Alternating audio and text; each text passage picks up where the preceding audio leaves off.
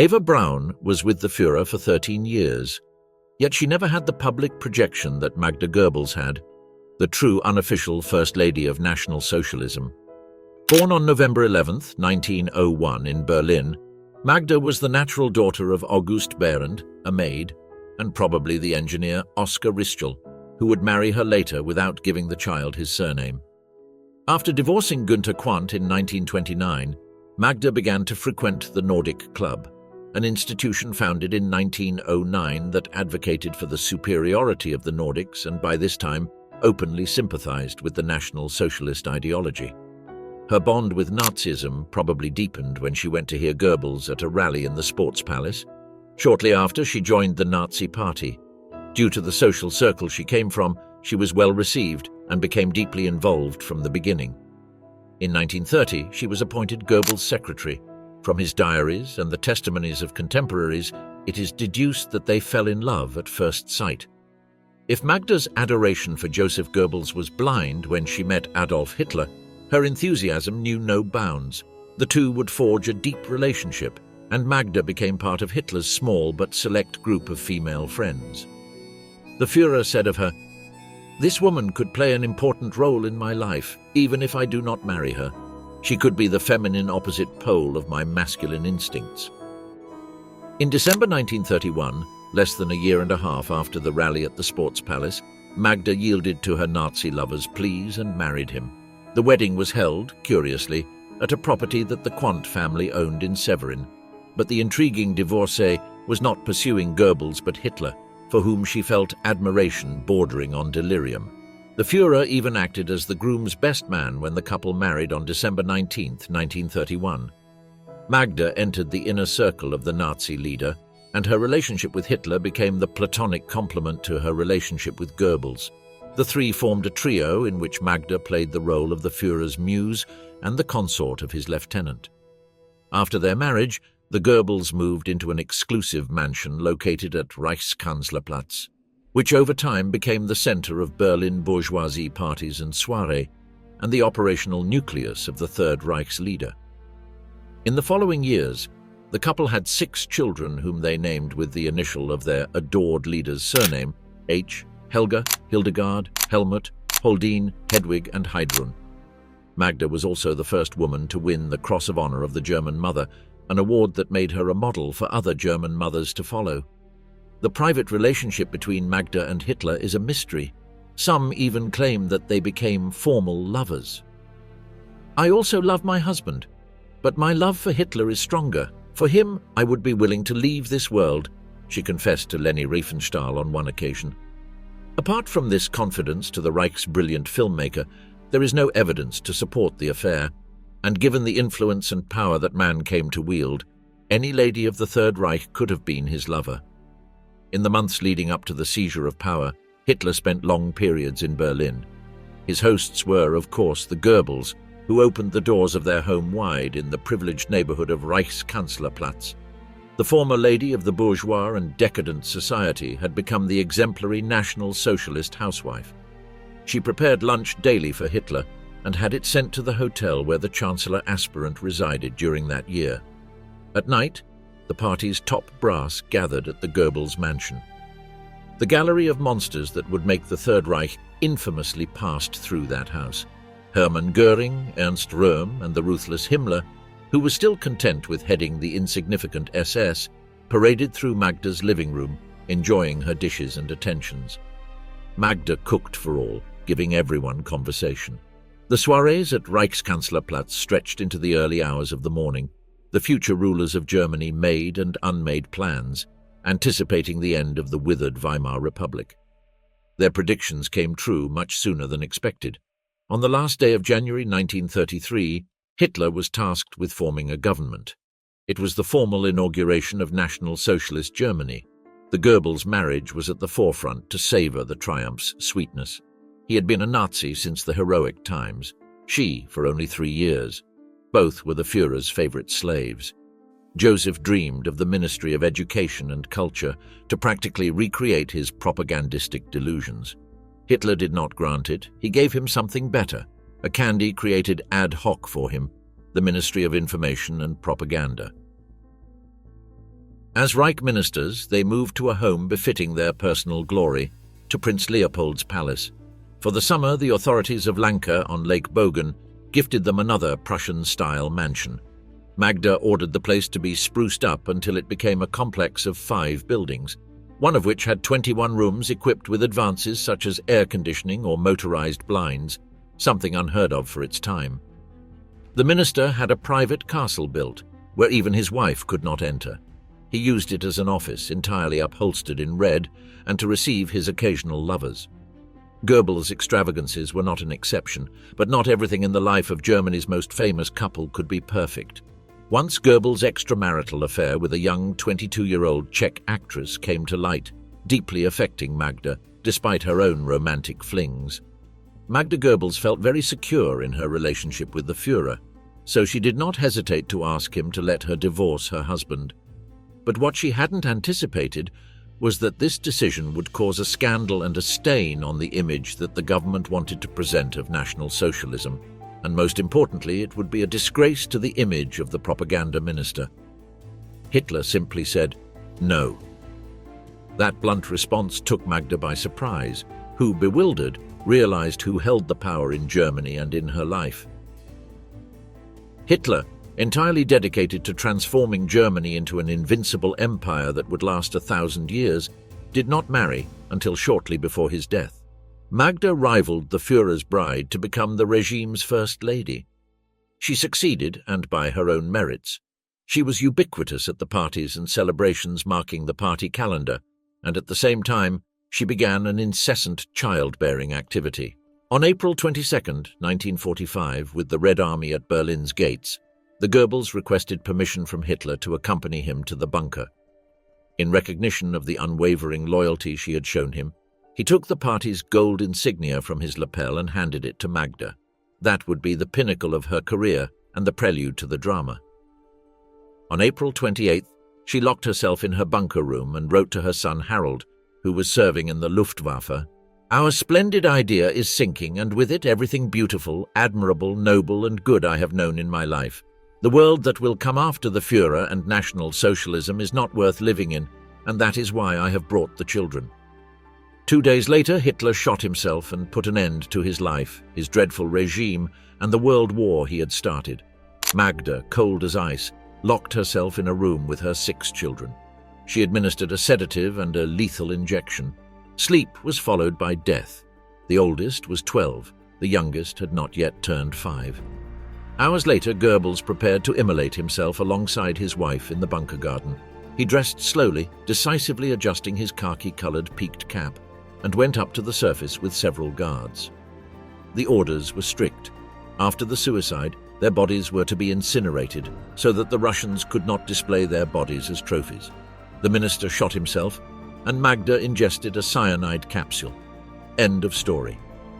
Magda Goebbels, born Behrend, adopted as Friedlander and Rietschel, and divorced as Quandt, had ceased to exist.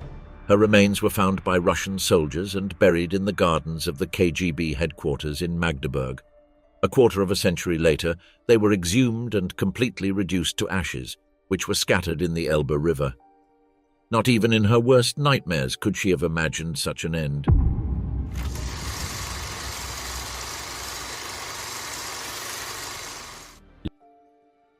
Lina Heydrich. At the end of 1930, Reinhard Heydrich was a young naval ensign with a promising future in the Reichsmarine. Handsome and athletic, a violin virtuoso and good dancer, he was sought after by many young women of the high society in Kiel who vied for his attention. Although he had a reputation as a womanizer since 1928, he had been in a relationship with the daughter of a naval contractor, a friend of Admiral Erich Raeder, with whom he was reportedly engaged, though this was never proven.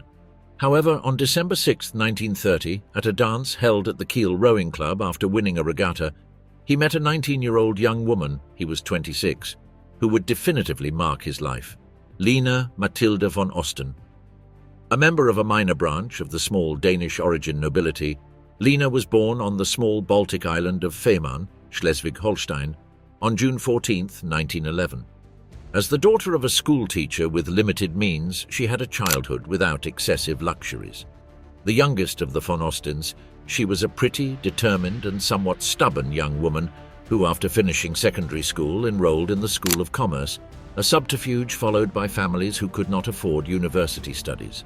Strongly right-wing and nationalist like the rest of her family, she followed in the footsteps of her older brother Hans, a member of the Stormtroopers, SA.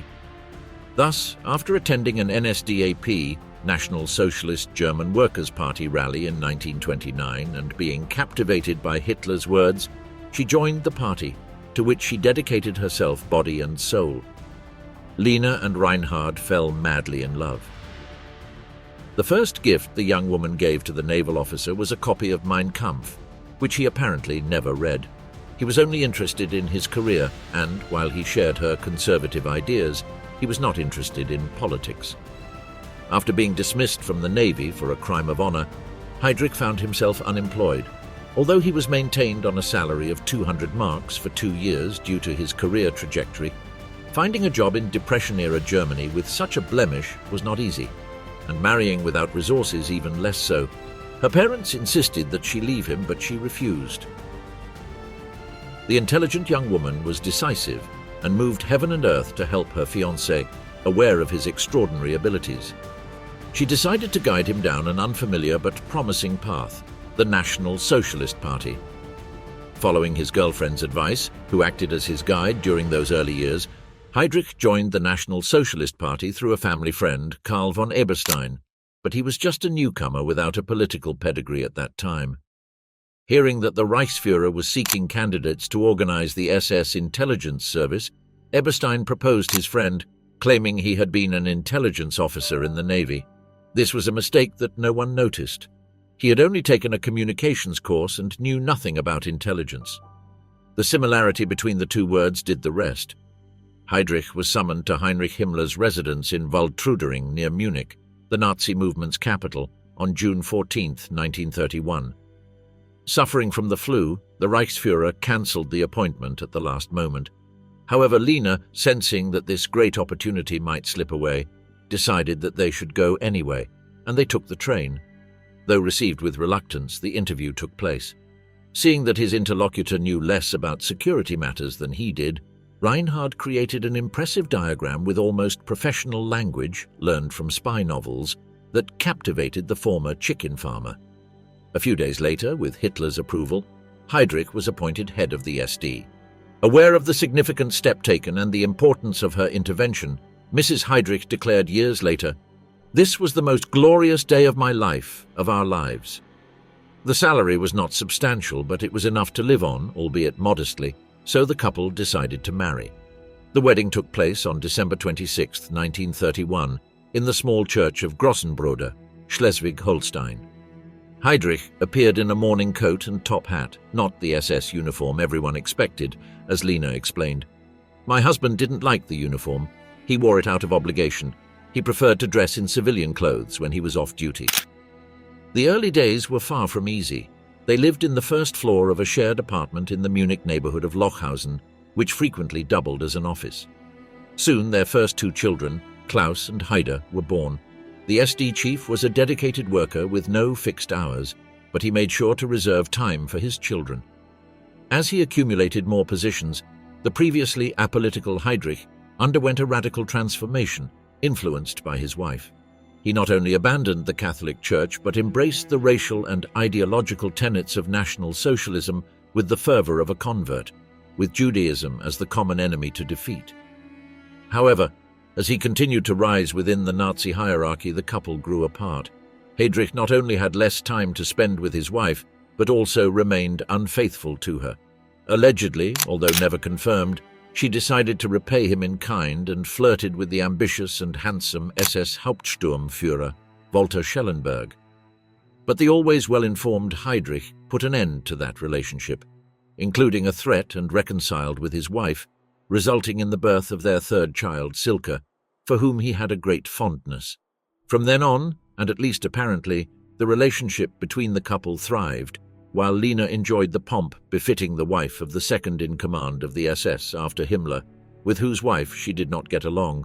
Heydrich's calculated and cold intervention in the Night of the Long Knives catapulted his profile, and the blonde beast, as Admiral Canaris sarcastically called him, continued to rise, becoming one of the most powerful figures of the Third Reich, director of the Gestapo, director of the Reich Main Security Office, president of Interpol, and finally, deputy protector of Bohemia and Moravia, now the Czech Republic.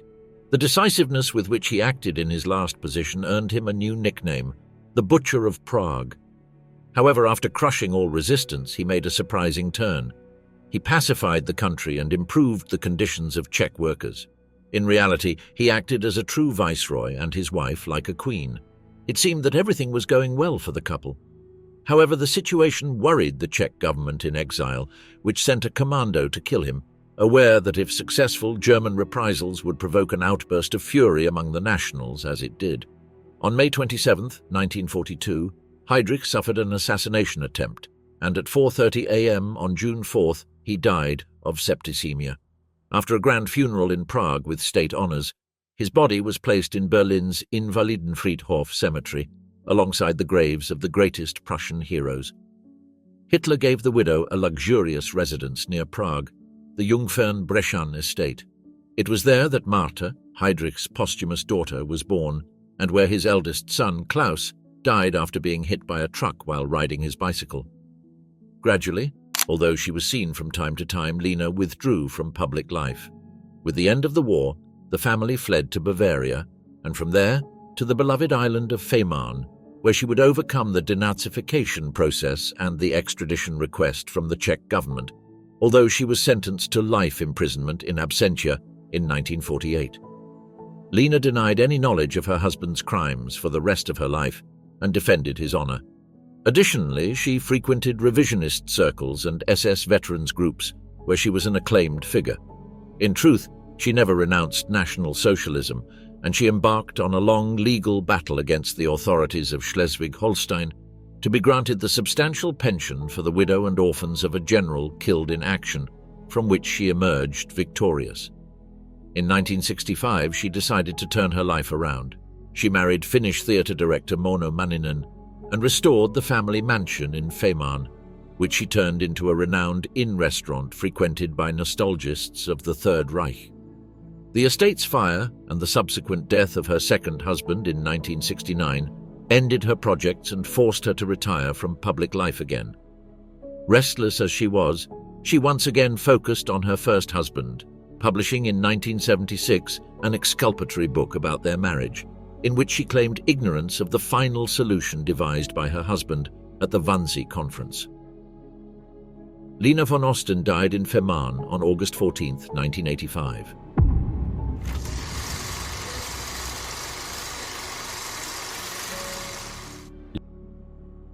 Emmy Sonnemann, tall, blonde, and with a sturdy figure, was considered quite naive. She therefore met all the requirements to become the perfect wife of Hermann Göring, Hitler's trusted man and the creator of the Gestapo.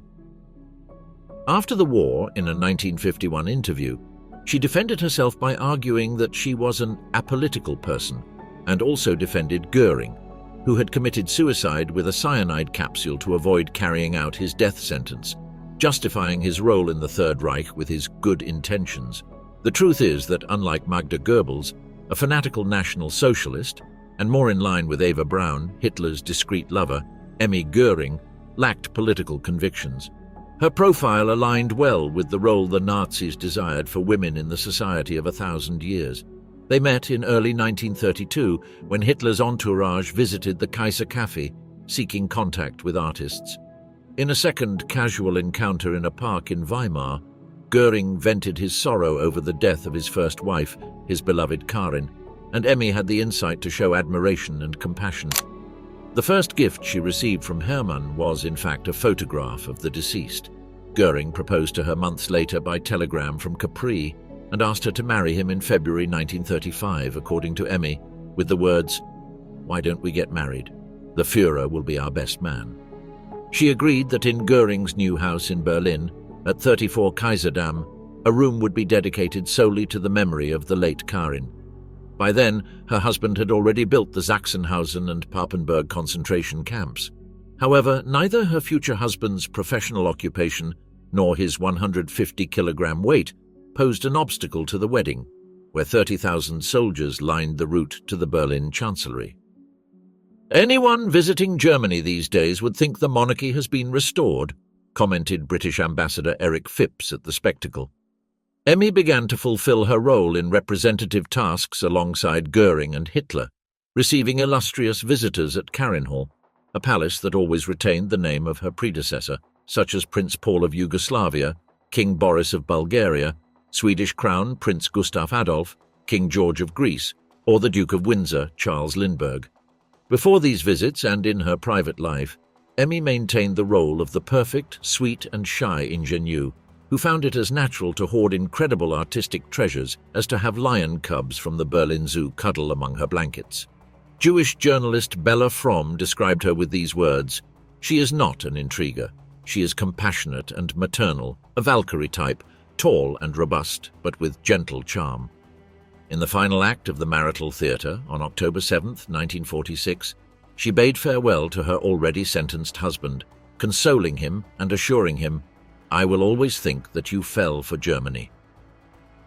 Emmy Göring died on June 8, 1973 in Munich, Germany.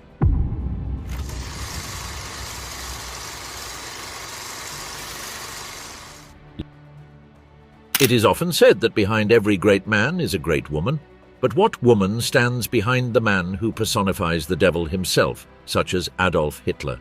That woman is Eva Braun. Born on February 6, 1912, Eva had an idyllic childhood. She was a girl who loved sports and Western novels, but everything changed for Eva in October 1929, when she worked in the studio of Adolf Hitler's personal photographer, Heinrich Hoffmann. It was customary for Hitler to visit the studio to see his party friend. One afternoon, after Eva had been working there for a couple of weeks, she immediately caught the attention of the future Führer. In a letter to a relative, Eva Braun explained that she saw Hitler as a man of a certain age, he was around 40 at the time, with a funny little mustache. Hitler used his most charming tone to address women and began their relationship with the phrase, "May I invite you to the opera, Miss Eva?" However, before starting their affair, the future dictator investigated Eva's family tree to ensure she had no Jewish ancestry. The relationship between the two lovers was far from easy. Proof of this are the two attempts Eva made to end her life. The first was in 1932, during Hitler's grueling electoral tour to gain power, during which he gave up to 4 speeches a day. Eva felt lonely, and in an attempt to get Hitler's attention, she shot herself in the chest with her father's pistol. The second attempt was in 1935, after Hitler had already seized absolute power in Germany, this time with sleeping pills. The reasons were the same. Eva Braun felt lonely and abandoned. Hitler's travels were constant. They spent few days together, and he paid no attention to her complaints. "If I don't get a response before 10 o'clock tonight, I'll take my 25 pills, she once threatened. Although Hitler began to pay more attention to Eva, her role remained discreet. Only a very small circle of trusted people knew about her relationship with Hitler. One could say that Eva Braun lived in the shadow of the Führer. Even though women played a secondary role in Hitler's life, and in the Nazi regime in general, and the command echelon was entirely male, women were essential in the Führer's politics. The outbreak of the war significantly altered Eva Braun's life at the Berghof residence, also known as the Wolf's Lair, in the mountains of Obersalzberg. In 1941, it became the headquarters where all frontline operations were discussed. Thus, the constant visits of military personnel to the mansion increased, and time for private life almost disappeared entirely. Hitler spent entire months visiting battlefronts and directing the fight. Eva believed that once communism was defeated and a treaty with England was signed, peace would come, something she noted in several of her letters. To see the end of the war and return to that peace that had brought Germany to an extraordinary situation of cultural development. In 1942, Hitler spent little time in Obersalzberg, but when he was there, Eva Braun photographed him and prepared a family-like environment. She could not bear the separation caused by the war, as reflected in her personal diary. "The weather is delightful, and I, the lover of the greatest man in Germany and the world, have to sit at home, looking out the window." The pages of that day conclude with, "My God, if only he would respond, just one word in 3 months of absence." In Goebbels' diaries, a notation from June 25, 1943, says of Eva, "She is very cultured. Her judgment on artistic matters is of great intelligence and maturity. She is a great support for the Führer." The war was going increasingly worse for Germany. The Führer's health was also deteriorating, and Eva Braun wrote a will, understanding that the end could be near. On January 16, 1945, Hitler moved to his Berlin bunker, and Eva Braun followed him. With the Russian army at the gates of the capital, Eva practiced with her pistol in case she had to shoot herself when the Russians entered the bunker by surprise. As she expressed in one of her letters, "The secretaries and I shoot every day with pistols, and we have reached such mastery that no man dares to compete with us." After conceding the war was lost, Hitler ordered everyone, including Goebbels and Eva Braun, to leave the bunker and go to a safe place. But neither of them wanted to leave the Führer. Hitler gave the order to destroy all the documents stored in the bunker, but part of Eva Braun's diary survived the burning and ended up in the hands of the American army. Adolf Hitler wrote his private will after distributing bottles of hydrogen cyanide to those remaining in the bunker. But before ingesting the contents of the bottles, he decided to marry Eva on April 29, 1945. In the presence of the remaining commanders and leaders, a simple ceremony was held where Hitler gave his fiancée a ring hastily forged for the occasion. However, the ring turned out to be too large for the recipient. That same day, Hitler's brother-in-law, Hermann Göring, who was married to Gretel Braun, Eva Braun's sister, was executed. Gretel and Göring were married in Obersalzberg on June 3, 1944, with Hitler as the main guest. The names of the wedding sponsors leave no doubt about the position the blonde SS general had reached: Heinrich Himmler and Martin Bormann. Less than a year later, Soviet troops were fighting the Germans, battling street by street in Berlin. The Third Reich was collapsing. Behind Hitler's back, Himmler tried to negotiate with the American and British allies for a separate peace that would save Germany from the Red Army. The official version claims that Göring participated in this maneuver, and when discovered was arrested and executed by Hitler's order between April 28 and 29, 1945. According to this version, the person in charge of killing him was the Führer's personal escort assistant, Johann Rattenhuber. However, two high-ranking Nazi officers told a different story. According to Heinz Linger and Otto Günscher, Hitler punished Göring by sending him to fight in the SS combat unit commanded by Günscher, where he would fight to prove his loyalty. Günscher recounted that when Bormann conveyed the order to him, he was astonished. The punishment for deserters, dictated by Hitler himself 4 days earlier, was hanging and the display of the corpse with a sign that read, "Hanged for not following the Führer's orders." Günscher told Bormann that he would not execute this order until he had spoken personally with Hitler. According to his account, the Führer received him in the presence of Eva Braun, who was crying inconsolably and pleading for clemency for her brother-in-law. Finally, Hitler, Günscher said, ordered me to demote Göring and have him handed over to a tribunal presided over by Mohnke.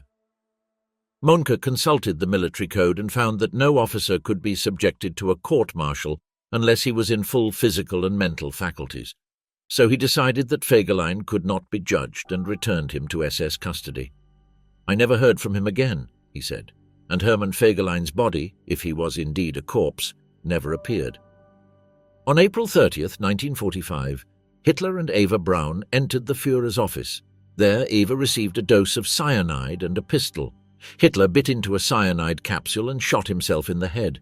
Eva did not manage to fire the weapon and ultimately died from the poison at the age of 33. The bunker staff took the bodies to the garden of the Chancellery, where they were burned.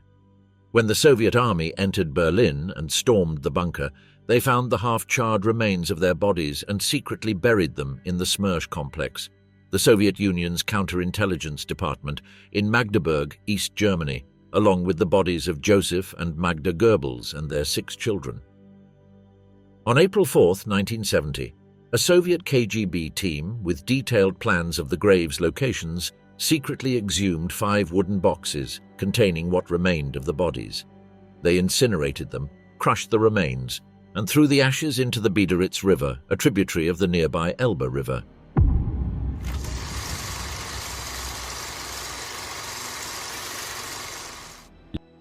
Heinrich Himmler met his future wife Margaret Boden in 1927 during one of his lecture tours, and they subsequently kept in written contact.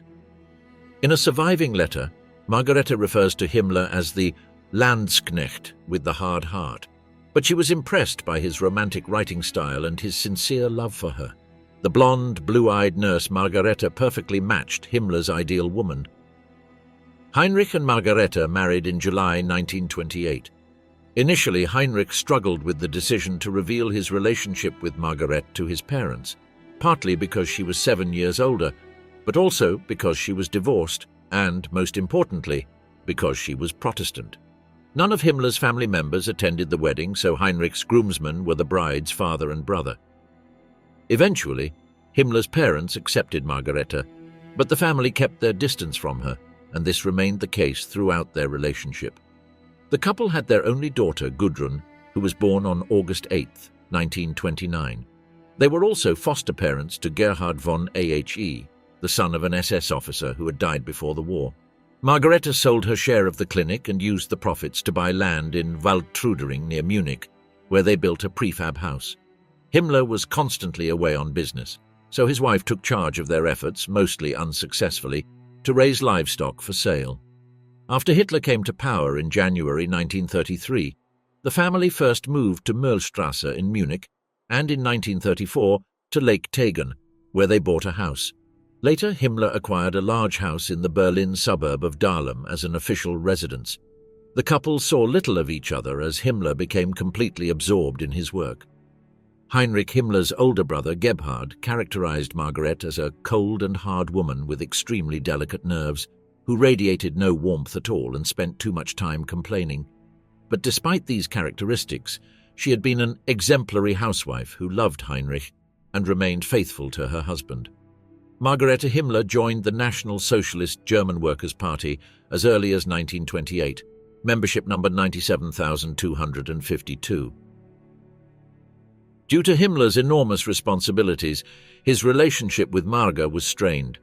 The couple came together for social functions and were frequent guests at Reinhard Heydrich's house. Margareta saw it as her duty to invite the wives of the top SS leaders for coffee and tea on Wednesday afternoons. Despite her best efforts and the fact that Margareta was married to the Reichsführer SS, she remained unpopular in SS circles. The former leader of the Hitler Youth, Baldur von Schirach, wrote in his memoirs that Heinrich Himmler was constantly harassed, essentially had no influence at home, and had to give in to Margareta's will. During the 1938 Nuremberg Congress, Margareta had conflicts with most of the wives of the highest-ranking SS leaders, who as a group refused to follow her instructions. According to biographers and historians Robert Gerwarth, Lina Heydrich harbored a violent dislike of Margareta Himmler, something that was likely mutual. After the war, Lina Heydrich made disparaging remarks to a Der Spiegel journalist, describing Margaret as a narrow-minded, humorless woman with blonde hair who suffered from agoraphobia. Annette Dorothea, born in 1944 in Berchtesgaden. Margareta, by then living in the town of Gmund am Tegernsee in Bavaria with her daughter, found out about the relationship sometime in 1941. Margareta and Himmler were already separated, and she decided to tolerate the relationship for the sake of her daughter. Himmler was close to his first daughter, Gudrun, whom he nicknamed Puppy, Little Doll. He called her every few days and visited her as often as he could. Both Hedwig and Margareta remained loyal to Himmler. Margaret and Heinrich Himmler last saw each other in April 1945, spending time with Gudrun at their residence in Gmund. In 1945, as Allied troops advanced into the area, Margaret and Gudrun left Gmund. After the US Army invaded Bolzano, Italy in May 1945, Margareta and Gudrun were arrested. They were held in various internment camps in Italy, France, and Germany. During her internment, Margaret was interrogated, but it became clear that she was not informed about her husband's official matters, and she was described as having a small-town mentality that persisted throughout her questioning. In September 1945, Margareta Himmler was interrogated again, this time during the Nuremberg trials. Margareta and Gudrun were detained in the Flak-Kaserne Ludwigsburg internment camp, Since they were not charged, she and Gudrun were released in November 1946 from their internment. They took refuge for a time with the Bethel Institution in Bielefeld. Margaretta's stay there was expressly supported by the Bethel Institution's executive board, though it was not without controversy. On June 4, 1947, the European edition of the New York Tribune featured an article titled "Heinrich Himmler's Widow Lives Like a Gentlewoman." From the fall of 1955, Margareta lived with her sister Lydia in Hepen. Her adopted son Gerhard also lived with them in their apartment. Margaret spent her last years with her daughter in Munich. Gudrun emerged from the experience embittered by her alleged mistreatment and remained devoted to her father's memory.